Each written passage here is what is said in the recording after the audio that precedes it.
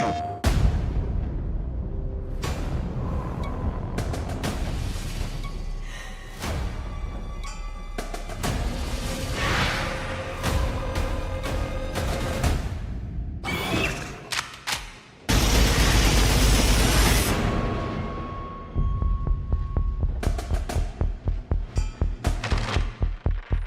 believed in our mission. We were going to be gods. But we tampered with something we should have left alone. Everyone else is dead. We're all that's left.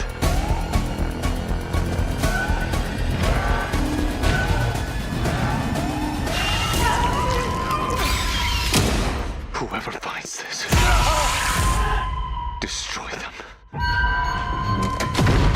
Every last one of them.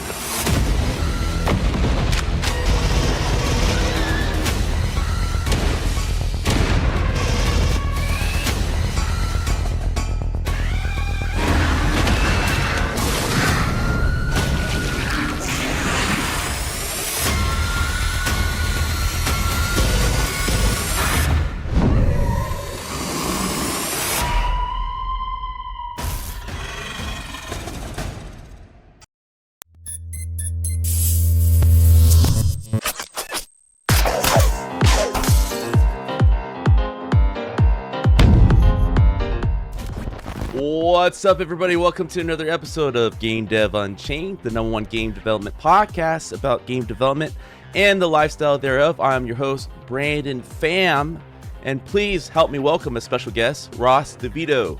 How are you doing, Ross? I'm great. How are you? Thanks for having me. Great, man. Thanks for coming on to the program. So before we get started, this is the part where I introduce our guests, or let the guests introduce themselves to the listeners and viewers out there, who they are, where they're from, where they're heading. Just a little taste of what we're going to get into. Yeah. Like you said, my name's Ross DeVito. I have been working at a company called sios, VR studio, for the last about 5 years. And I started. We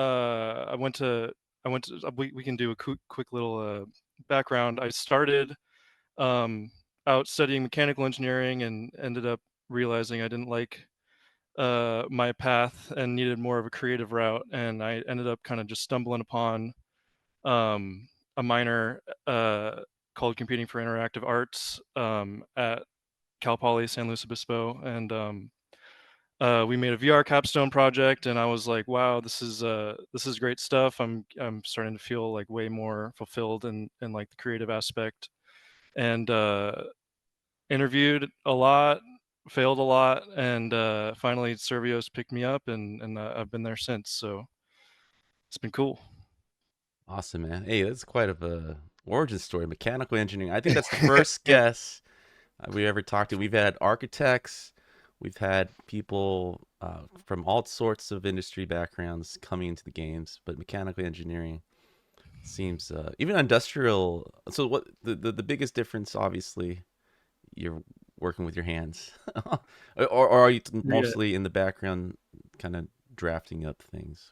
Mechanical engineering, you do more like designs of like mechanical and moving systems, and like I would say like industrial engineering is probably more like with factories and stuff, and yeah, I knew lots of architectural engineers over at Cal Poly. They're really famous for that. But yeah, it's a great industry, and I definitely learned a lot. And like my day to day here, working as a gameplay programmer, you got to do a lot of 3D math, especially in VR, and a lot of my dynamics, mechanics classes really actually prepared me quite a bit, which they don't tell you in school. I was pretty surprised that like I keep calling upon that almost every day.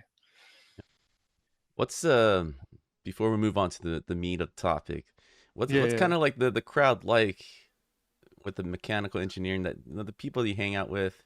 Obviously, a lot of listeners, myself included, Mm.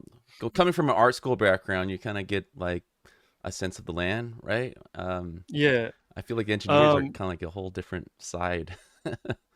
yeah. I mean, you got different, different clicks, I would say. I was like, before I decided to make the real transition over into a more creative space, I was working on, there's a club at Cal Poly called CubeSat, which was actually founded there. It's a like a satellite program.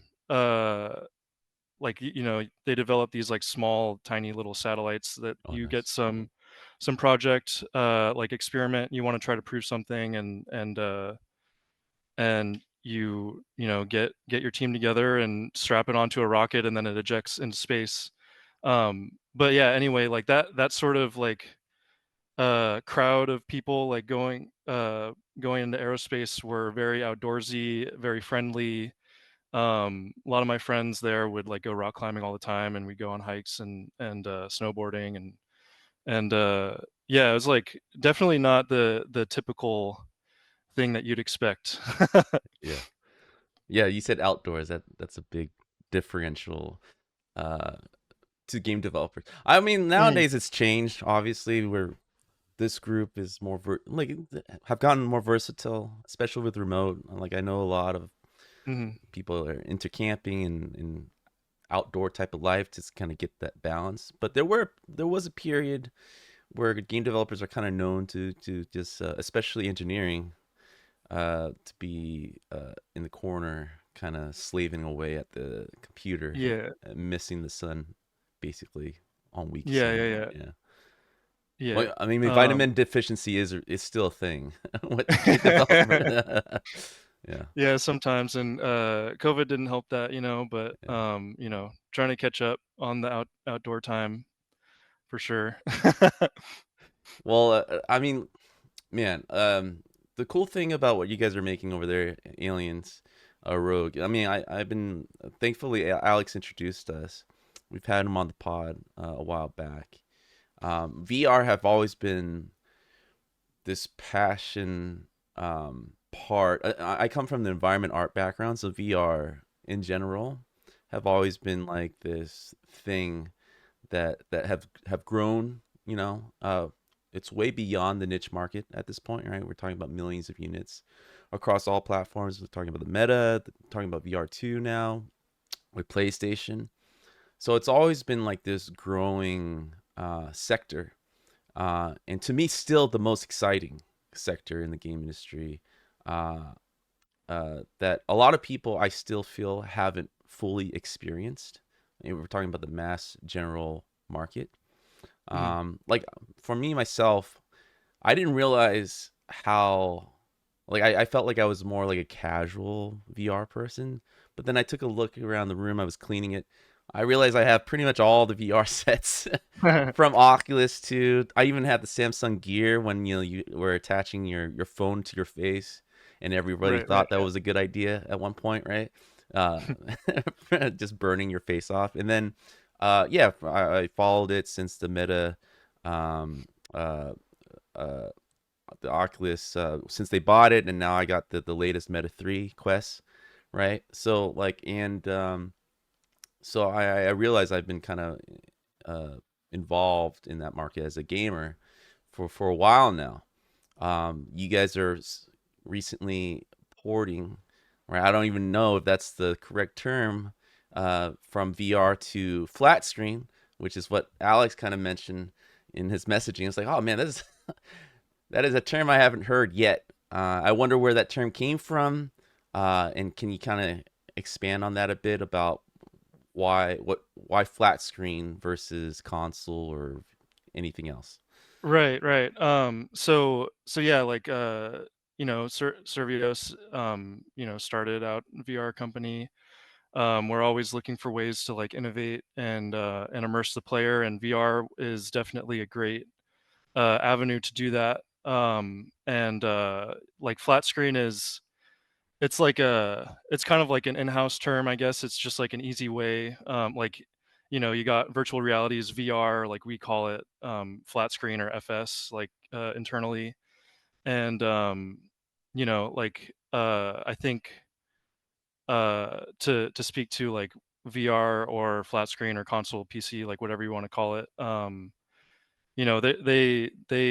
They're great for both for like any whatever mood you're in, I think. And like once like the hardware becomes more accessible, like you said, like you still feel like most people haven't fully experienced VR.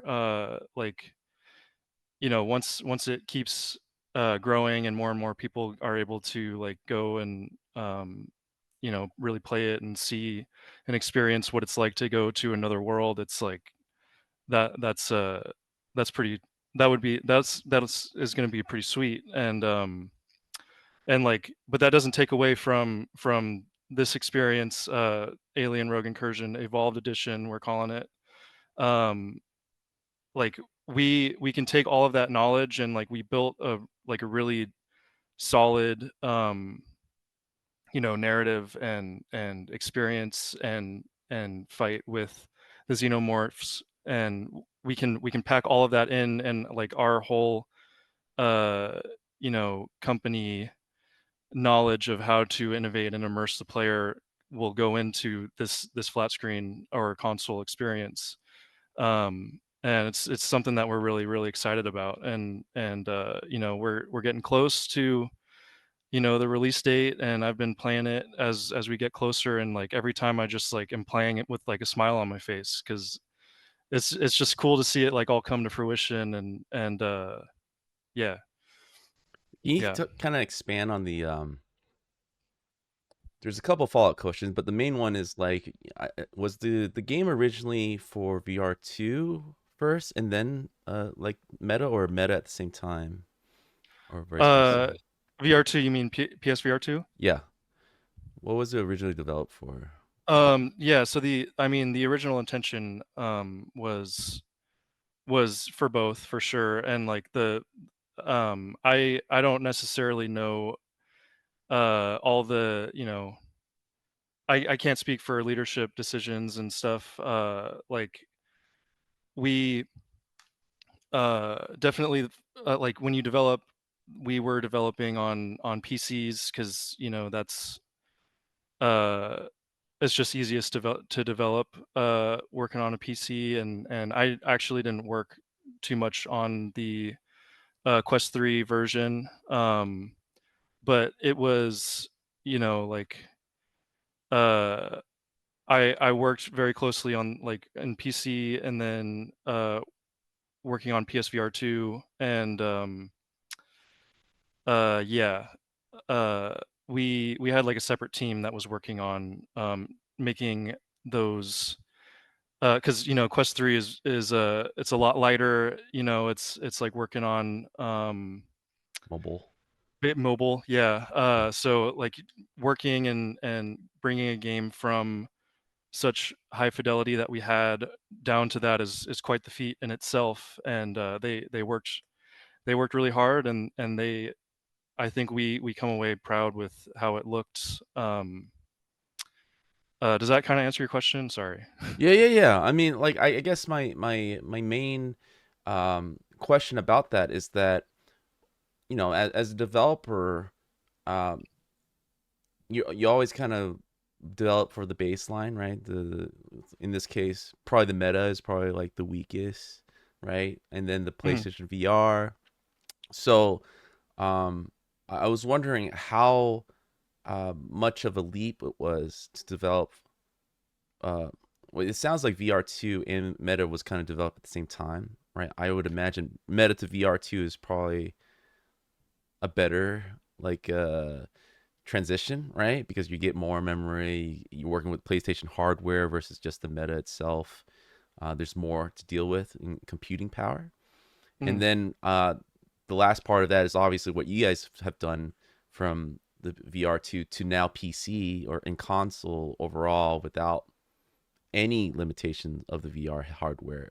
And would kind of like want to learn more about the technical aspects of the challenges of doing that, Right. optimization and all. Yeah.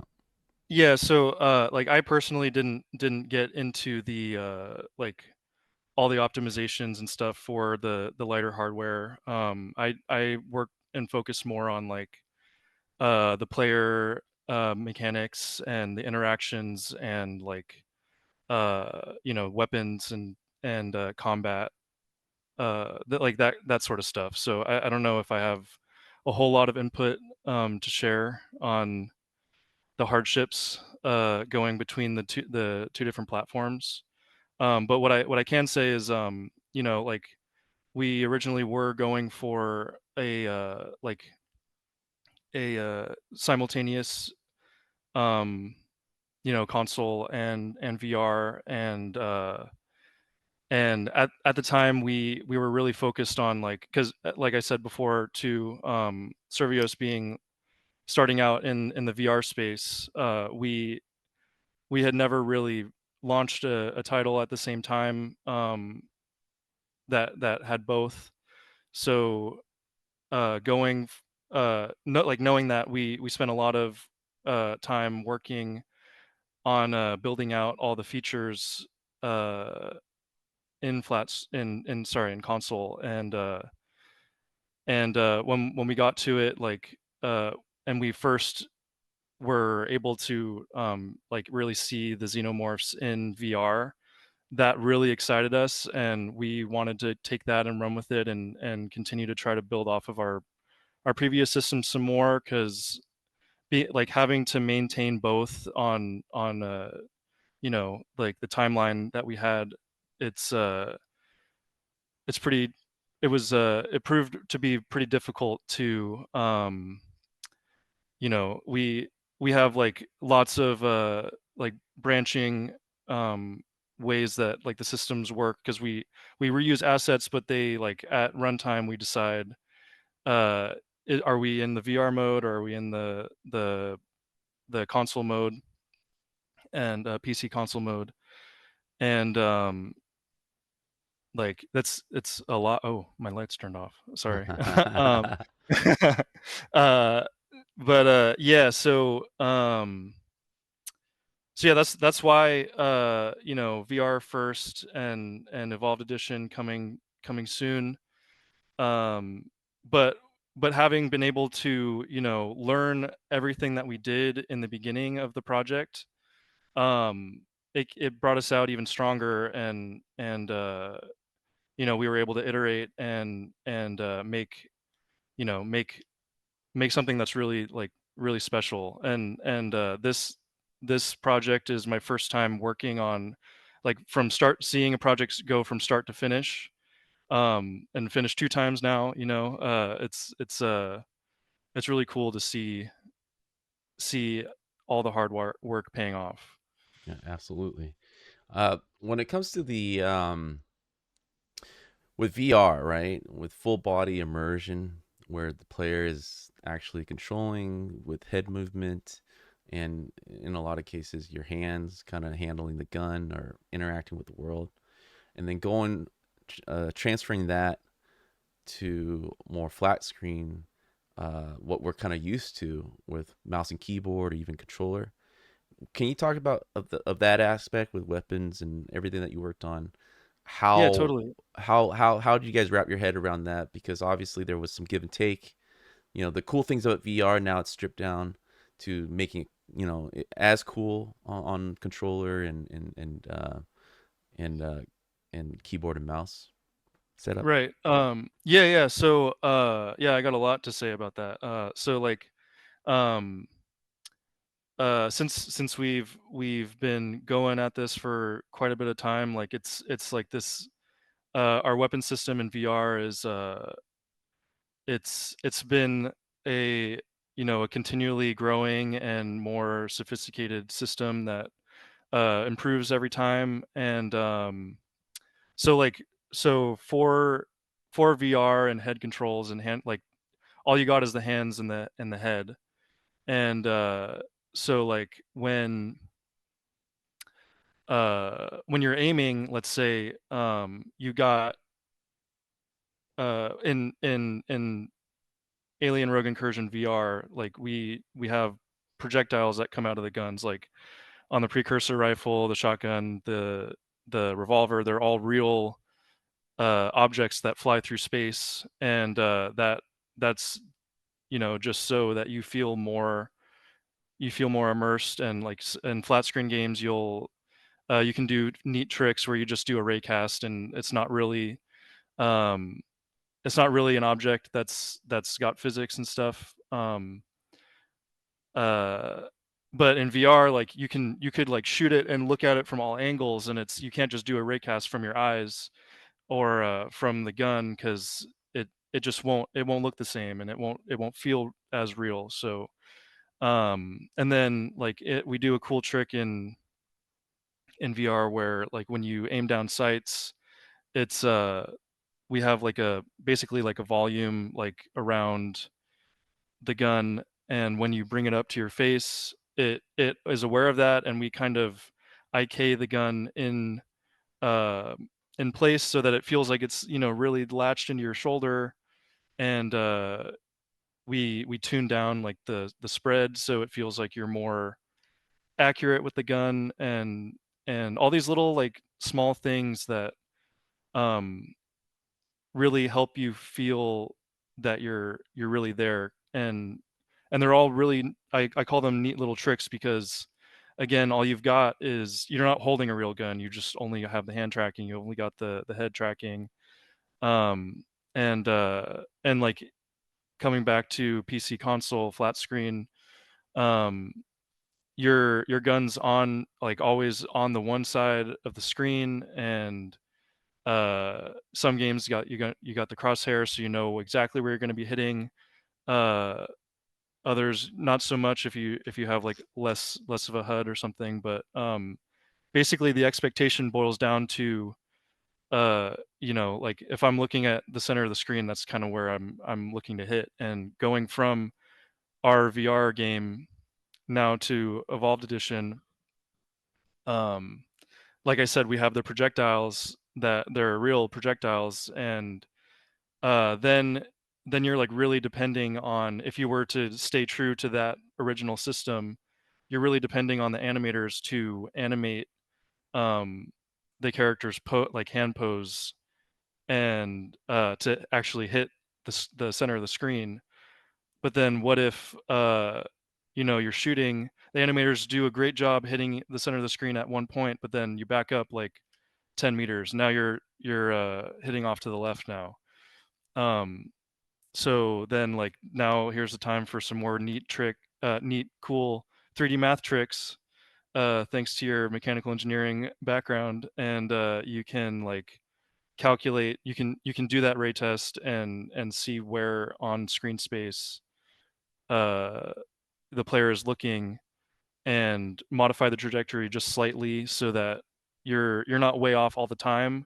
But you're not doing like aimbot where you're just hitting the center all the time. You still got that spread going on, and you still got recoil. Like we have the designers can just like kind of make curves that adds a certain amount of IK back to the hands, that it gives an all around immersive experience.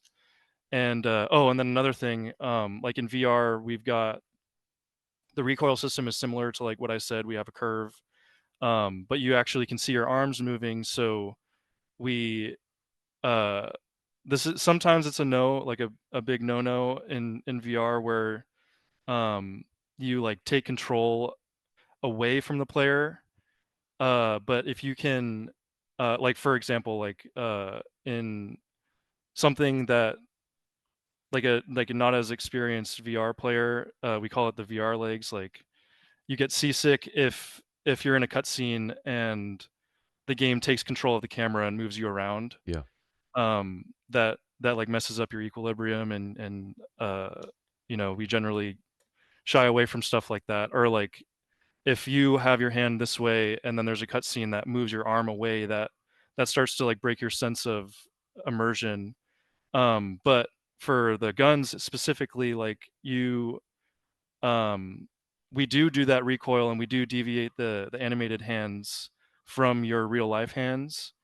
But you don't really lose your sense of immersion there, because you're actively pulling the trigger, and you also feel the rumble on the controller, and you're like feeding in more input to the person's like senses to explain why your hand's moving. And that's something that's really cool on VR2 is you got the head rumble. So like in Alien Rogue Incursion VR, we've got a big shotgun recoil, and we actually like rumble the head a bit Oh, for nice.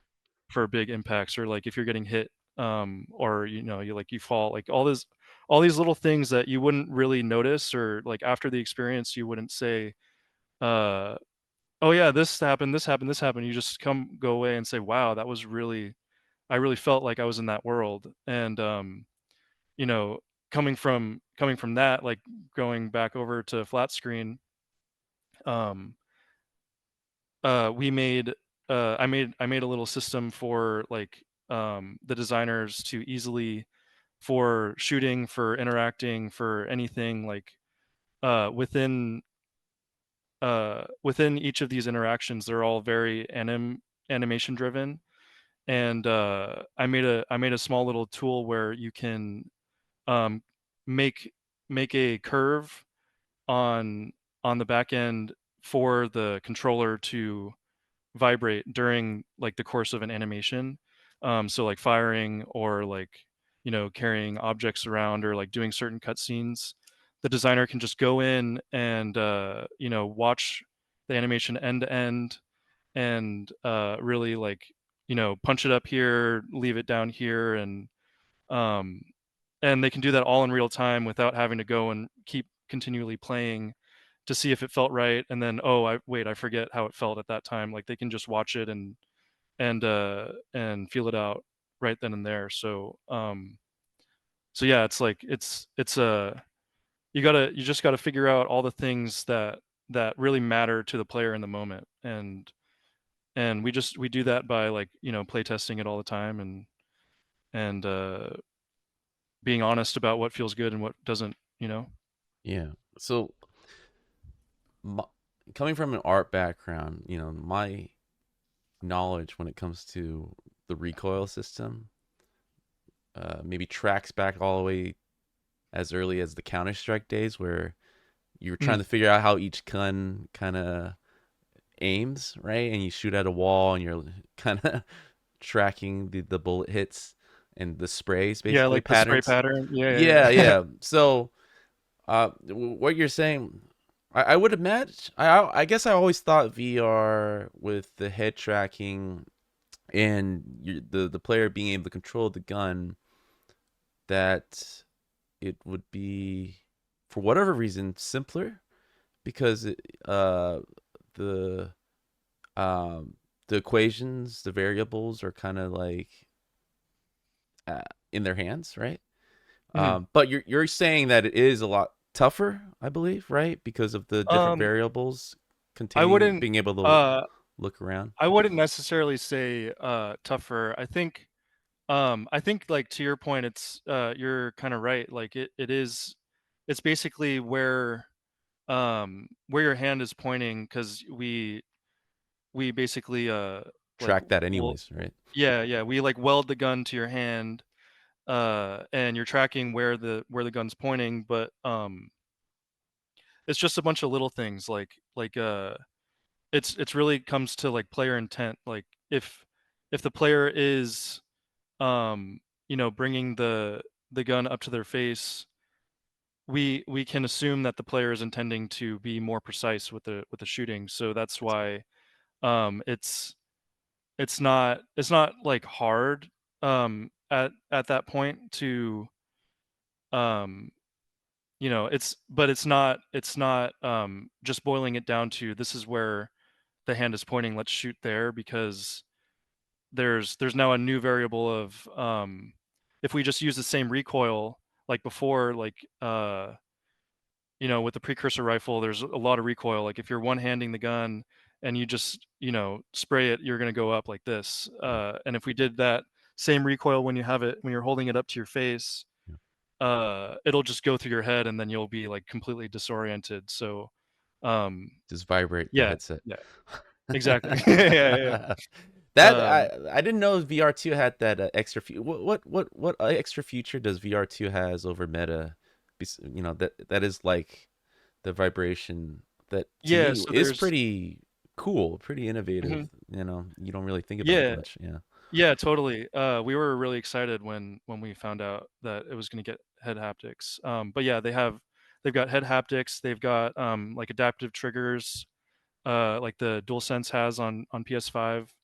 Um, they have the what can you explain the adaptive triggers? What is it? oh yeah, Like a sorry. double sensitive? You push it further or something? Right. So it's there's like little motors inside of the triggers that you can configure them.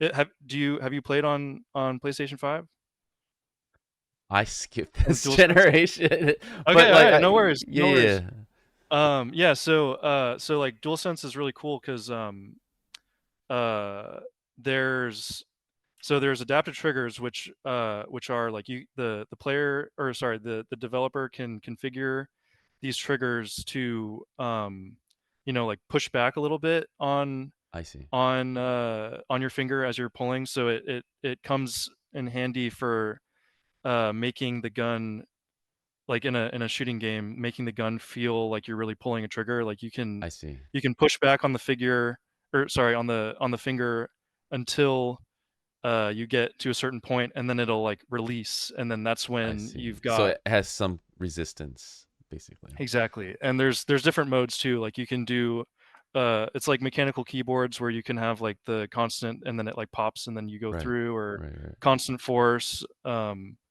And you can do that for many different interactions. So you just like make each one feel unique. And yeah, so PSVR 2 has that from the DualSense, the PlayStation 5 controller. And another cool thing about the DualSense is it doesn't have like the old traditional rumble motors, which are Right. rotational motors. They're linear motors, so which act very similar to like how a speaker works. I see. Speakers, go in and out to make air flow so that your ears can hear it.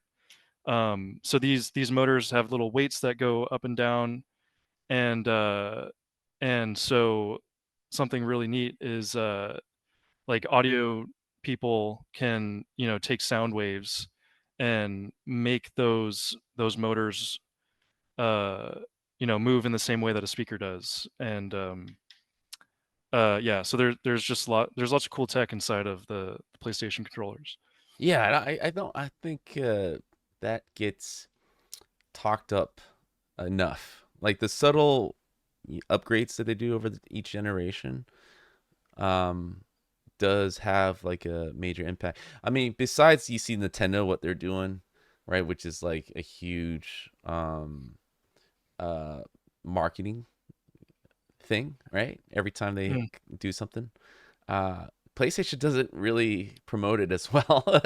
I think, yeah. I mean, this is the first time mm, I'm kind of learning. Yeah, I mean, they've always had haptic feedback on the controllers, and I remember obviously, playing Metal Gear. Shout out to Metal Gear since this week is about Delta. But mm, that you would have to like press. You can press the trigger twice, to do certain actions. Holding it and then pushing it through. But right. it sounds like obviously they upgraded that to be giving it more resistance and feeling the difference as well, which is awesome. But yeah, going back to what you're saying, like developing uh, player controls and player ability to, well, developers' abilities to control the recoil system to a certain extent, and then you know transferring that experience into like a flat screen experience that everyone's kind of used to, right? But then Mm, at the same time, uh, bringing some of that immersiveness that the VR games, I think by default offer, right? So what was when you guys were, especially with the weapon system, like what eureka moments did you guys were able to come across when you were transferring that experience over to obviously having to hit like this baseline of what shooters are for a lot of Mhm. gamer experience, but also, bringing some of that down from the VR experience is like, all right, here's kind of something that we borrowed from that universe to kind of bring this up a bit. Was there Right. anything like that that you guys were kind of toying with? Maybe if it didn't get on the cutting, got left on the cutting floor, but anything like that? Yeah, yeah. Yeah. So like I can talk about like so in VR, like the weapon system, we well, and then back to like when we started, we we were trying to figure out how to manage the player's equipment. And in this game we have, you got three weapons. You have a plasma torch that helps you get through doors and stuff, and then you have a bunch of gear that like help you kind of gather more information as you go along the way. And we started out as early days of the VR, prototyping. How do we make this easy and quick in like high stress moments? And like it's kind of going in like a circle. Like we thought about it, and like in shooters, the tried and true weapon wheel. um it's easy. It's something that you can spawn in. Many games in VR do it. Like you push a button and you've got the pie slices that show up, Yeah. and you can like grab it out. And we ran with that for a while, but then as we started like developing more, and implementing more and more pieces of equipment, we started to think like, okay, well, now we're at like 7 8 pie slices. That's like It's a that's lot. quite, you have to be pretty intricate with your hand. And fortunately the VR controls let you be intricate and stuff, but Yeah. if you're not looking, like you've got a xenomorph coming your way and your hand is over here, you don't want to like come, or like even worse, like look away and try to figure out where your hand's going to go. So that was a pretty big challenge that we pretty much had new and improved iterations, and going in this like crazy roller coaster all the way until pretty much until we shipped. We ended up with this cool like body slot system, where on the player character's body you've got all these little holograms that it's like they're like little pockets where you can look down and see, okay, there's my revolver on my hip. And I got like my motion tracker on the side, and grenades, healing on my wrist. And like on your arms, they're attached to your arms, so you can like move your arm in space. And we have a really cool, because like we said before, it's just hands and just head tracking. Yeah. So that's one of the really hard things in VR is approximating where the body is going to be.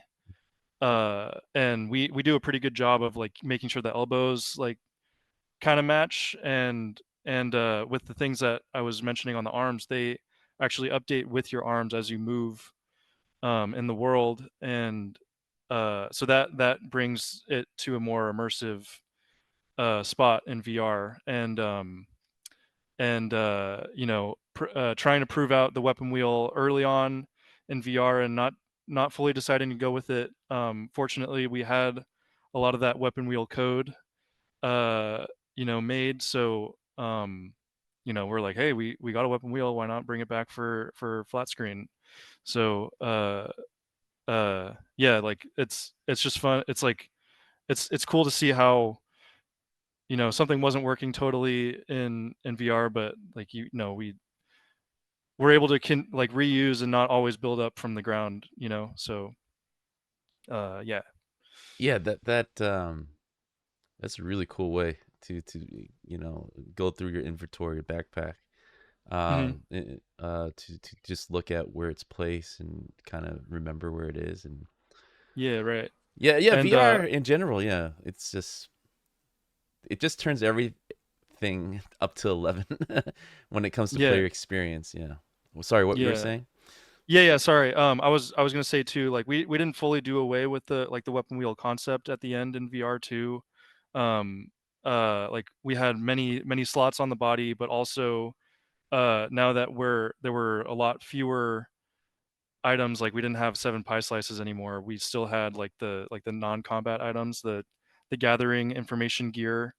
Uh, they were in like 3 or 4 spots around your hand, and you can you know you'll always know which direction, like cardinal directions, um which is that makes it much easier, and it's like a concept that we're all familiar with. So uh yeah. When it comes to so this is kind of talking about, you know, I'm obviously, I'm not expecting authority on this subject. I just want to know your opinion just because you're in this space, and I'm just coming from like outside looking in again in the VR space. It's grown so much over the years.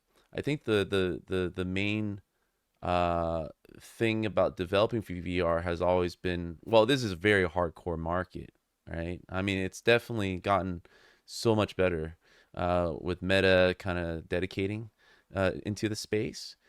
But as a developer, kind of going in now that there are realistic things that you guys are doing from porting VR games where it doesn't have to just live within those constraints, and being able to bring that experience to the traditional PC market, console market, right? It extends that life beyond just the VR crowd, right? Are you seeing this happening more and more with what you guys are doing? With a lot of the, well, I mean, there's certain games that have to live in VR, like Beat Saber. I don't know if people want to play that with mouses, but there's a lot of like first person experiences that people would love to kind of like Aliens is perfect for that. Where Yeah, and yeah, totally. do you see the VR players picking up the PC console version of it as well, just to experience it differently?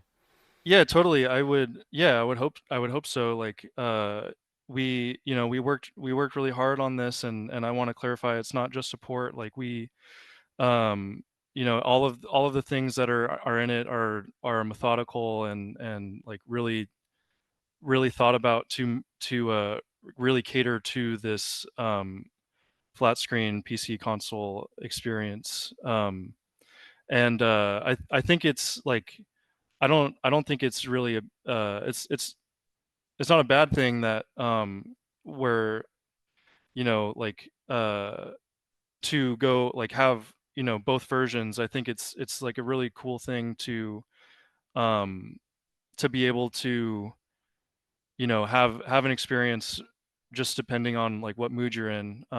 Like I love both versions of the game personally. Like if I really want to get scared, if I'm feeling in a spooky mood, I'll toss on the VR headset and get uh get attacked from all angles, and get jump scared from behind. And if I want like a really a really difficult and challenging experience, I'll go with uh the flat screen version, because typically like um most people are very acquainted with how a first person shooter is. So um that was kind of like one of the first things that we noticed when we were going this new evolved edition route. Um they were like really easy to kill in the beginning, like just having the virtual reality tuning on the xenomorphs. And the combat team has done a great job figuring out how to rebalance them, and for each mode too.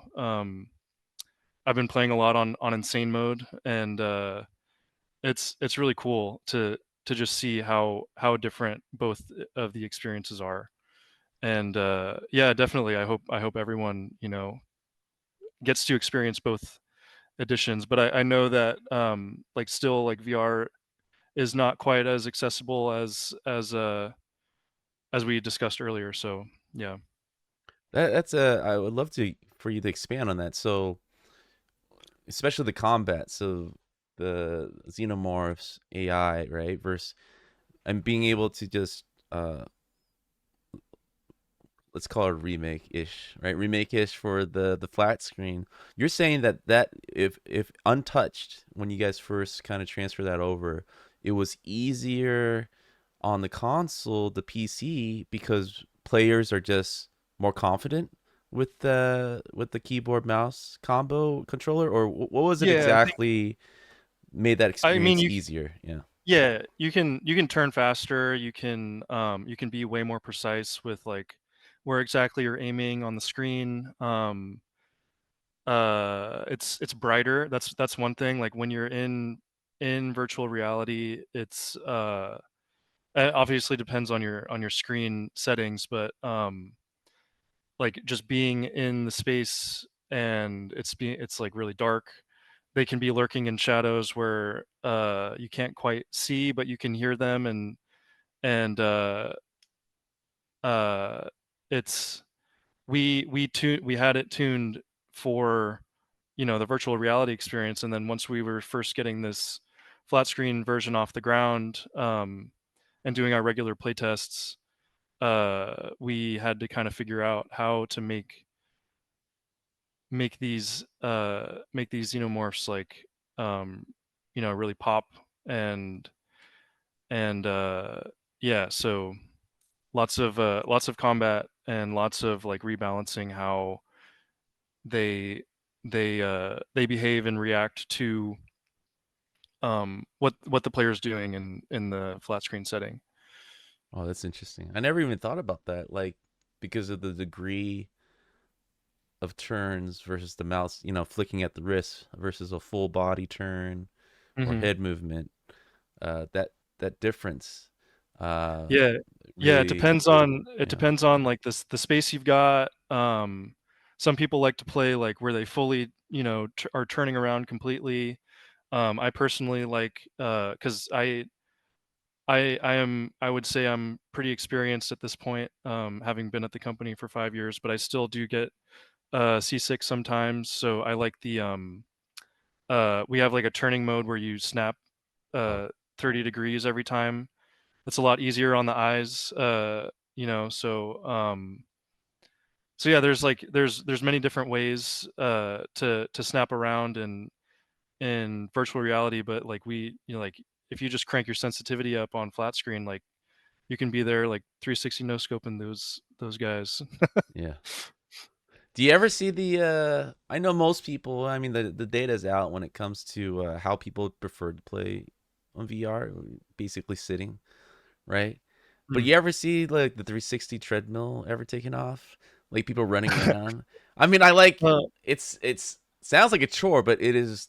I experienced it a few times. It's like the coolest thing ever, running around an oh, environment. Yeah, you've had one, or like you've tried it out? I tried it out before at a Oh wow. studio where they had Oh that dang, Ready that's cool. Player One thing, and Mhm. you're just running around in a treadmill and uh, Yeah, dude, I think I those are super cool, and I can't wait to see how they take off. I I I mean, I would imagine someday like yeah. they'll get smaller and cheaper, and you know, more accessible for people. I think that'll only make it make the whole experience a lot more immersive and a way for people to have fun and like exercise, I think. Um, yeah, dude, I love all the like the new innovations. I've seen like there's like vests that like will like send you little impulses so you can like feel pain Uh-huh. in the game. It's more I think, haptic vibrations at yeah, certain points. yeah, Okay. yeah, yeah, yeah. Or I think yeah, I don't know. I don't want to speak too much on Does it stuff that I poke you don't with totally know, needles in certain parts of but the? Yeah, draws blood. No. yeah. Too But yeah, hardcore, like that vest that I've seen, like I think is supported by actual some like officially supported by some games, which is like crazy. dude. That's awesome. Uh Yeah. but yeah, like it, I mean, every day it's moving more and more toward a like a more real real virtual reality immersive experience. So um yeah, dude, that's cool you got to try out the treadmill thing. I Yeah, definitely want to try one sometime. I think the game industry is all heading in that direction, right? Um, I I can see. Um, I live in Orange County, right? So we have like these arcade free VR arcades set up, which Mhm. are doing really well. Like every time I go by it, I see a lot of kids throwing parties, experiencing VR for the first time, or just repeated customers, and it's exciting, to be able to see people introduce to that sector, right? Mhm. And I can see those being kind of like the gateway for a lot of more of these gears that people aren't as accessible, right? But like these arcade setups, like these, there's a lot of those location based places that were popping up where it's like, Mhm. I still haven't tried it, but it's like one of those arena where you come in with a group of four and you're kind of moving through this maze, right? Which is amazing, right? As a person that's building something in VR, you can have like this predictable maze set up in that facility and be able to kind of build the virtual elements of it and kind of Mhm. have it switch out, themed out, or whatever. Um, it's one of those things that I'm still like waiting for it to be super mainstream because it's Mhm. like you said many times, it, walking around with a thumbstick, walking around with a keyboard and mouse, obviously tried and true, still works, right? But then Mhm. as soon as you put the VR set and being able to walk around alone, everything just 10x the experience immediately, and the more gear you have on, right? Yeah, totally. Um, and I think like what you guys are doing, which I hope more and more VR focused games should be doing, right? Maybe not Beat Saber, but everything else. Because that Yeah. opens up more opportunities for developers to kind of go multi-platform, Yeah, with totally. VR being like a great option, uh, and not have to like, just one way it every time, right? Yeah, Which is totally. great. And like, you know, pick like if you're someone to pick up the flat screen you know, console version first, you can rest assured the experience is like, and it goes both ways. Like that could be the stepping stone, like you said, into, hey, maybe I should get, you know, VR headset and check it out and feel what it's really like. Because I mean, like I remember the first time I put on a VR headset, it was at my university, and we had this like sandbox where we like, I think it was either the Rift, Oculus Rift, or the Vive, Right. HTC Vive. And I mean, dude, just thinking now, like how far we've come from then. Like you had to always be facing Yeah. uh the monitors because you had the little sensors in front of you. Um and that was freaking clunky, but it like just wearing it and you're like, whoa, dude, I'm really here. And then someone behind you says time's up, and then you pull it off and you're like, wait, what just Yeah. It's happened? a That's, trip. I can't believe it. Yeah. Yeah. Um Just yeah, going from yeah. tether to untether was a big difference. Right, yeah, Just having totally. that big, like you're choking yourself in reality, Yeah. just turning around too much. Yeah, yeah. Yeah, and like with Quest 3, like they have that you can turn on like the pass through mode, and it's full color pass through, and they've got some like AR games where I I I popped that on, and I was still in my apartment, obviously, and then all of a sudden these cute little aliens start like busting through my walls, Yes. Yeah. and then like you look through the holes and you're on a different planet, and you've got like a little like you know, squirt gun. You got to catch these little aliens that are infesting your space. It's all really cool stuff, man. Yeah. I played that demo too, and I had my kid play it, and Yeah. it's just it's such a game changer. Like that nobody not enough people know about, right? It's like as a developer, it's exciting to develop for games like that because you Mhm. instantly get it, right? There's no buy-in necessary aside from the hardware. So, like, I really do hope more flat screen games have a VR mode. Like, if I had to, like, give like an order tomorrow, right, to all the industry games, like you gotta have a VR. Like that would be amazing. Like especially first-person shooters, but like uh anything really should have a VR mode. You know, a lot of these we're seeing a lot of strategy games now, isometric Mhm. mode, playing board games with even AR integration in your living room, right? Um Yeah. yeah, so that space have always been and will always be the most exciting space. And I think what you guys are doing is allowing that space to grow. You know, being able to uh, uh, just open it up to a bigger audience, but also um, use it as a gateway to for people to try the VR mode and everything. Yeah, That's really totally. cool. Yeah. So we are actually hitting the hour mark. I want to thank you, Damn. Ross. Yeah, that hopefully that was painless. But this No, it was is great, dude. Yeah. so this is the part where I actually shut up, right? Hand the mic over to you. I think I have an idea what you're gonna say, but Mm. this is your chance to promote, give attention to, special thanks. The floor is yours.